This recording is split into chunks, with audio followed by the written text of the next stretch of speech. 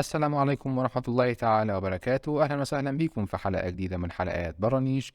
أنا معاكم أحمد رضا، مهندس معماري مكتب كورنر. وفي حلقة النهاردة سريعا هنكمل كلامنا عن توزيع السبوتات في الفراغ بتاعي ومدى احترامها للعناصر الموجودة عندي في الفراغ. في الفيديو اللي فات اتكلمنا عن احترام السبوتات للحيطة بتاعتي والبانوهات تحديدا اللي موجودة عندي في الحيطة. لو انت ما كنتش شفت الفيديو ده لسه، روح دلوقتي شوف الفيديو ده وتعالى كمل معانا الفيديو بتاع النهاردة. الموضوع مش هياخد منك وقت كبير. في الصورة اللي موجودة معانا النهاردة عندنا شقين كالعادة، الجزء اللي على اليمين ده خطأ والجزء اللي على الشمال ده هو اللي صح. ليه بقى اللي على اليمين ده غلط واللي على الشمال ده هو اللي صح؟ نفس الفكرة، انت تسأل نفسك سؤال: هو انا عاوز ايه من السبوت ده؟ عاوزه ينور ايه بالظبط؟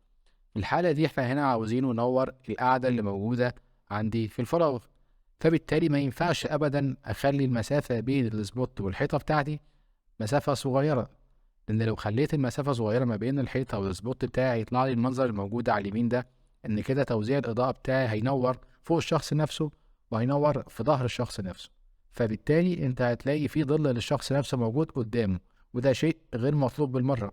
أما الجزء اللي على الشمال فاحنا هنا حركنا السبوتات بتاعتنا جوه الفراغ شوية، فبالتالي بقت منورة الحتة اللي قدام الناس اللي قاعدة. منطقة الجلوس بتاعتي بقت هي دي اللي منورة وهي اللي على الفوكس بتاع الإضاءة.